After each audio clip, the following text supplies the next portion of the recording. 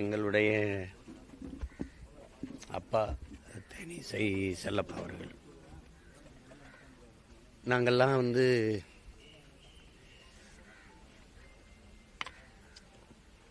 புழுக்களாக நெளிந்து கொண்டிருந்த எங்களெல்லாம் புலியாக மாற்றியது அவருடைய குரல் தான்.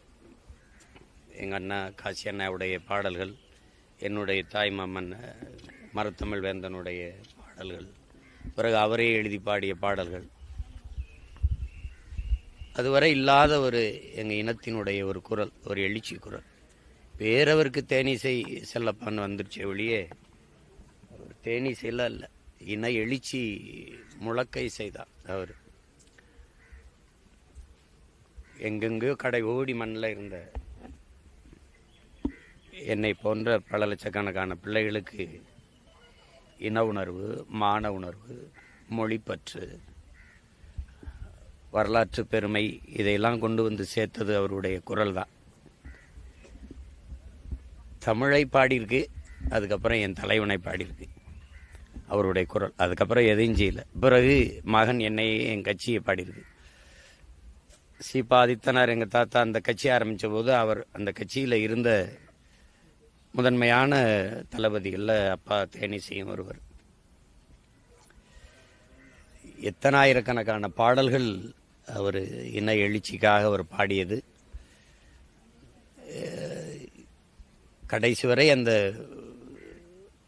இன உணர்வு, மான உணர்வு, விடுதலை பற்றிலிருந்து ஒரு துளியும் விலகாத ஒரு போராளி, அப்படிதான் சொல்லணும், போராளி. எங்கள் தலைவர் அவர்களால் பேரன்பு கொண்டு நேசிக்கப்பட்ட ஒரு பெரிய தமிழர், ரொம்ப நேசித்த ஒரு ஒரு ஒரு மகன். அப்பா இயக்கம் தொடங்கப்பட்ட காலங்களில் அந்த நிதி திரட்டுறதுக்கு பல நாடுகளில் போய் அப்பா பாடி பொருள் ஈட்டி கொடுத்தது இருக்குது, அது வரலாறு. அப்போ இன்றைக்குமே எங்களுக்கெல்லாம் அந்த விடுதலை உணர்வு மங்காமல் இருக்குது அப்படின்னா, ஒரு இளைஞனுக்குள்ளேயும் போர்க்குணம் இருக்குதுன்னா அது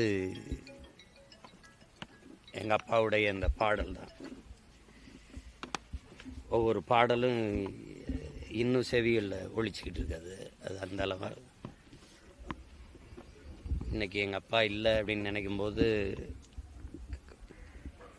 வருத்தமாக தான் இருக்குது, ரொம்ப வருத்தமாக இருக்குது. இப்படி ஒரு இனிமேல் இந்த இனத்துக்கு இப்படி ஒரு மகன், இப்படி ஒரு இவ்வளோ பற்று, இந்த மொழி மீது, இனத்தின் மீது பற்று கொண்ட ஒரு பெருங்கலைஞன் இனி தோன்றி வருவானா? தன்னலமற்று நின்று இப்படிலாம் ஒருத்தர் இருக்க முடியுமா? எந்த சமரசமும் செஞ்சுக்கல அவர். நினச்சிருந்தா வெற்றி பெற்றிருக்கிற கட்சிகளில் தலைவர்களை பாடி சம்பாரித்து போயிருந்திருக்கலாம். அடக்குமுறை, ஒடுக்குமுறை இருந்தது, தடை செய்யப்பட்ட இயக்கம், எவ்வளோ வழக்குகள், இதையெல்லாம் தாண்டி கொண்ட கொள்கையில் துளியும் மாறாத ஒரு போர் வீரனாகவே எங்கள் அப்பா இருந்துட்டார்.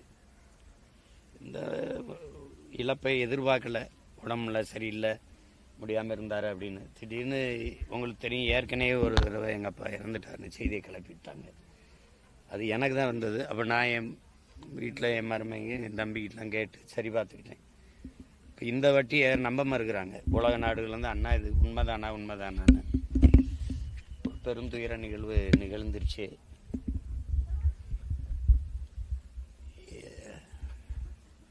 எங்கள் போராட்டம் வென்றிருந்தால் எங்கள் அப்பா இருந்திருக்க வேண்டிய இடமும் உயரமும் வேறு. பிள்ளைகள் நாங்களும் இன்றைக்கி போராடிட்டு தான் இருக்கோம்.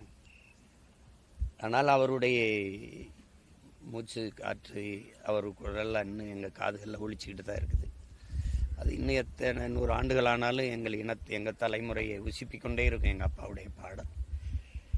அந்த பாடல்கள் இருக்கிற வரை எங்கள் அப்பா தமிழ் சமூகத்தோடு இணைந்து ரத்தமும் சதையுமா உணர்வோடு வாழ்ந்து கொண்டு தான் இருப்பாங்க. அதில் எந்த மாற்றம் இல்லை. இந்த மதிப்புமிக்க எங்கள் தந்தைக்கு நாங்கள் எங்களுடைய புகழ் வணக்கத்தை செலுத்துகிறோம். அவருடைய புகழை இன்னொரு தலைமுறைக்கும் கொண்டு போய் சேர்க்கிற பணி இனி வருங்காலங்களில் செய்வோம். தேனிசை செல்லப்பான்னு ஒருத்தர் இருந்தான் நமக்கு. அரிதினும் அரிதா தோன்றி ஒரு துளி சமரசம் இல்லாமல் இந்த மண்ணுக்கு மக்களுக்குமாக தன் குரலால் போராடியவன். வாளால் போராடியது, துவக்கால் போராடியவர் தன் குரலால் போராடி ஒரு போர்க்களத்தை பிரளயப்படுத்திய பெருமகன் எங்களுடைய அப்பா. அவருக்கு எங்களுடைய புகழ் வணக்கத்தை செலுத்துகிறோம்.